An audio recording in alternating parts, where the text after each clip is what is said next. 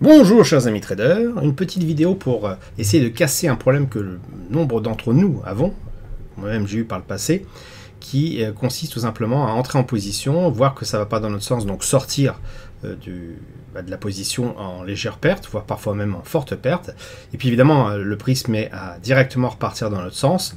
Donc là, on devient dingue, on attend une confirmation, on rentre en position, évidemment, à nouveau, le prix se retourne. Bref, on est complètement à l'encontre du marché, si bien qu'à un moment donné, on arrive à vraiment à être dans le marché, eh bien, on coupe très vite notre gain parce qu'on a peur de reperdre. Donc, ce qui fait qu'on a des grosses pertes moyennes, et des petits gains. Or, il faut vraiment viser exactement le contraire, c'est-à-dire en fait avoir des pertes les plus petites possibles, sans forcément en avoir non plus 1 million, et avoir des gains maximisés. Alors déjà, qu'est-ce qui fait qu'on a ce type de réaction? Il faut bien comprendre qu'en général, il y a deux cas de figure. Le cas de figure classique qui est lorsqu'on est dans un marché en range. Par exemple, ici, on est sur le DAX, le mini DAX en journalier. Donc, on a des zones où le marché est en range. Donc, on va dire que c'est le cas, par exemple, ici. Ça arrive aussi, là, c'est arrivé plus récemment ici. Ce sont des bougies Akinhachi. C'est peut-être un poil plus facile à lire, la partie range quand on est en bougie classique. Voilà. Donc, on voit toutes ces petites phases de stagnation qui apparaissent ici ou là, au cours de l'évolution du prix du marché, qui n'est jamais réellement en tendance tout le temps. Donc quand on est dans ce type de marché-là, vous doutez bien que, voilà, quand on considère par exemple ici que ça a commencé à bien monter, et donc on va entrer en position là, et bien, effectivement, quand le prix se retourne après, on est un petit peu décontenancé, on sort de position, on ne sait plus trop dans quel sens aller, ni même s'il faut tout simplement trader. Il faut savoir que le marché est souvent, très souvent en range, et que il passe d'un range à l'autre sur des zones de momentum relativement faibles, de faible durée, et si bien que c'est assez compliqué d'entrer en position dans ce type de bougie là quand le prix est parti, tout simplement parce qu'au moment où on se rend compte que c'est parti, bien souvent on se retrouve à nouveau dans un marché en range ou une consolidation qui nous fait reperdre de l'argent. Et donc, quand on arrive quand même à rentrer en position, et par exemple ici, et que le prix va dans notre sens, c'est vrai que la tentation, c'est de se dire, bon voilà, j'ai gagné quelques euros, je suis content, et je sors tout de suite de position. Alors bien sûr que le prix, là, c'est le cas ici, continue d'augmenter après. Donc c'est des choses qu'on va retrouver de manière un petit peu partout, et qui sont vraiment liées à la psychologie qu'on a vis-à-vis du trade. Donc déjà, il y a deux choses à voir vis-à-vis de ce que je viens de dire. La première, c'est que les marchés ne sont pas tout le temps dans des phases identiques, et donc on ne va pas trader un range de la même façon qu'on va trader un mouvement impulsif. Ça, c'est le premier truc à faire.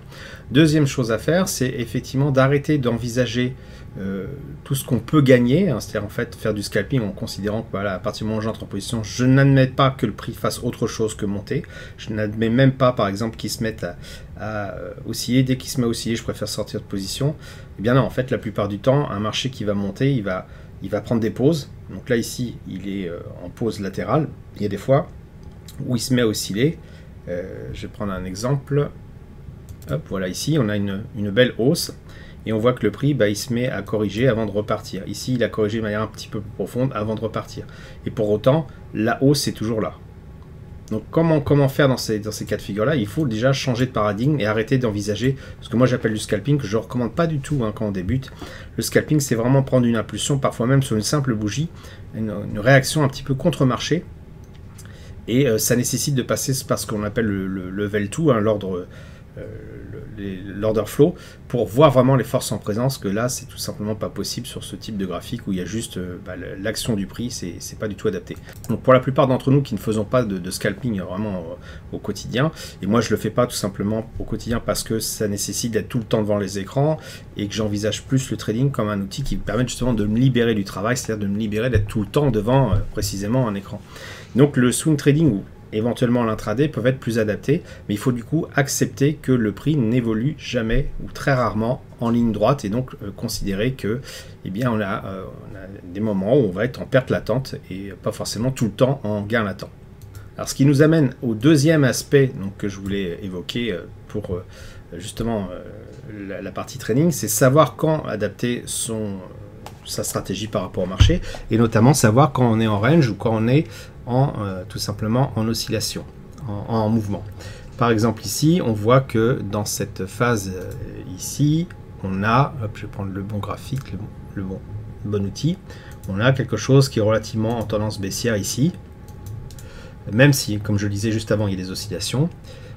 Ici, on voit qu'on est plus ou moins quand même en tendance de range, voilà, à peu près ici, là.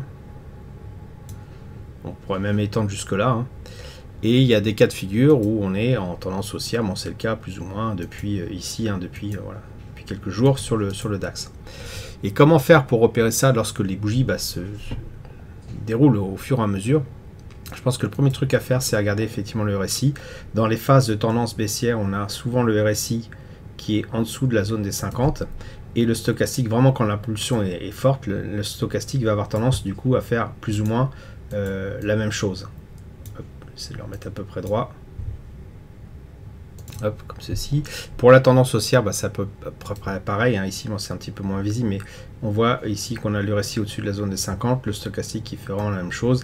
Et comme de fait, on a cette tendance haussière qui est en train de se dessiner. Quand on est en range, la plupart du temps, le RSI se met osciller de part et d'autre de la zone des 50. Donc c'est à peu près le cas ici. Alors c'est pas toujours, c'est très lisible, hein. Et par contre, ce que fait vraiment le stochastique, lui, il oscille toujours de part et d'autre de la zone des 50 quand ça arrive. Le stochastique va indiquer en fait la façon dont le serpent, hein, la façon de se tortiller le cul qu'a le serpent pour évoluer dans cette boîte un petit peu d'évolution. Et donc il se peut très bien que le stochastique soit au-dessus des 50, y compris dans un tunnel baissier, tout simplement parce que l'amplitude du mouvement est assez forte. En revanche, il n'y a pas trop de soucis à se faire lorsqu'on est en range, l'oscillation est vraiment très régulière, elle fait vraiment penser à une sinusoïde et c'est beaucoup plus facile à lire. Et donc si on regarde un petit peu le mouvement que je vous faisais voir juste avant, on voit que dans cette zone ici, c'est vraiment le premier truc à regarder, c'est le RSI, quoi. À partir du moment où le RSI casse la zone des 50, revient dessus et se maintient au-dessus, on a des très bonnes dispositions pour que le signal continue de monter. Donc on va dire à peu près jusqu'ici, on a quelque chose d'assez clair, notamment ici à partir du premier rebond, où entre ici et ici, on a une belle oscillation du prix dans un momentum haussier, ce qui fait quelque chose comme ça. Alors, on va commencer par étudier comment appréhender un momentum. On va prendre le momentum haussier, mais le baissier, bien sûr, vous vous doutez que c'est rigoureusement la même chose. Donc pour choisir un momentum qui vraiment explose, donc pour ça il y a deux façons, hein, celle que je viens de vous indiquer qui est en fait, le RSI, mais vous avez également la possibilité de passer en bougie Akinhachi, et quand vous avez des bougies Akinhachi qui sont vraiment vertes et qui se suivent toutes la même couleur, vous avez quelque chose d'assez visuel qui vous indique franchement qu'il y a un momentum. Donc là à la fois le RSI qui est au-dessus des 50, qui se maintient dessus, et un momentum qui est visuel, puisque au niveau des couleurs, on voit tout de suite, eh bien, le feu est passé au vert. Donc on va regarder ça, on va se mettre ça sur des graphiques à la fois une journée et une heure, en sachant que on va plutôt intervenir sur ce cas de figure-là, hein, en une heure, même si c'est pas ce qu'on fera en vrai. Je trouve que le graphique est suffisamment bien foutu pour qu'on fasse ça. Donc on a notre analyse long terme qui nous dit, oui, écoute, là, oui, ça monte. Ok, et on va regarder ce qui se passe quand on regarde ce même graphique, mais en une heure. Donc je vais juxtaposer les deux graphiques. Hop, donc voilà ce que ça donne.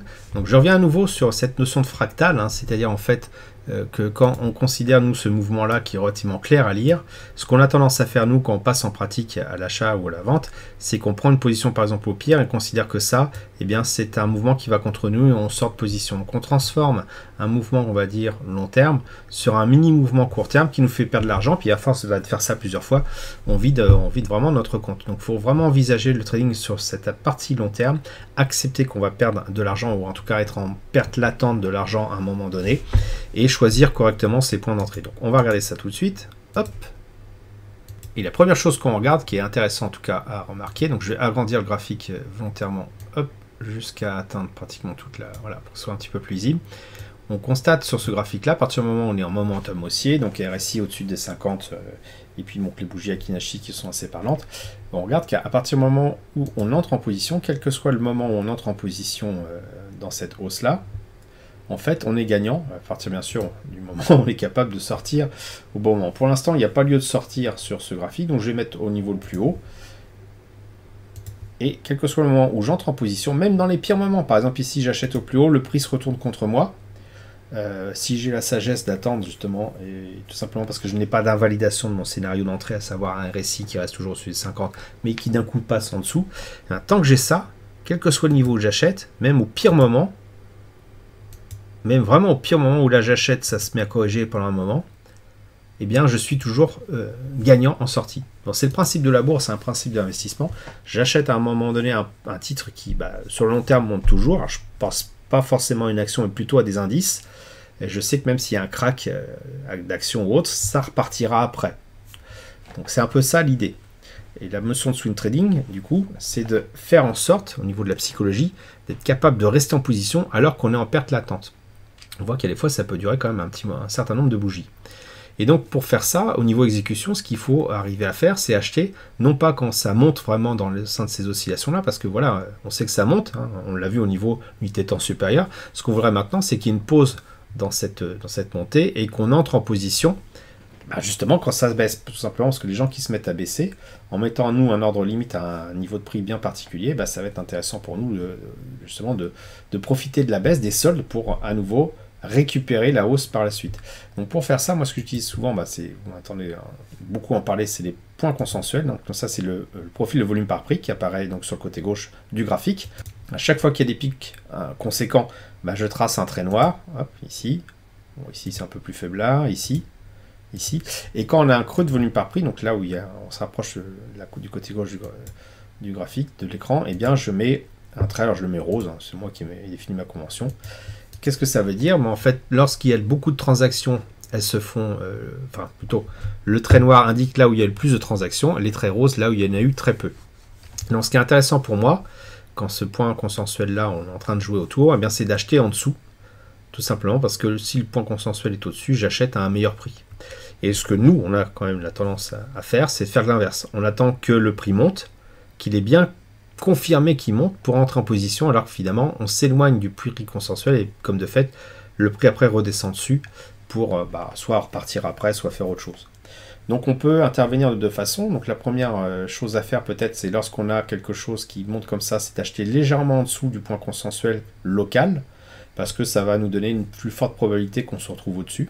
On peut aussi acheter, moi ce que j'adore faire, c'est mettre des ordres limités un peu au-dessus, des creux de volume par prix, parce que je sais que le prix ne reste rarement sur ce niveau-là. Et donc si il touche mon niveau, il y a de fortes chances qu'en repartant, je sois correctement servi. Et évidemment, si il ne rebondit pas, mais qu'il traverse et qu'il descend, je sors très vite de position et j'ai pas vraiment perdu trop d'argent si vraiment ça va pas dans mon sens. C'est ce que je fais de manière générale sur les ordres. Mais là, ce qu'on voit effectivement, c'est qu'il y a des points plus intéressants pour ménager notre psychologie, qui vont être des points sur lesquels finalement il y a peu de transactions, ou c'est plutôt même en phase de descente.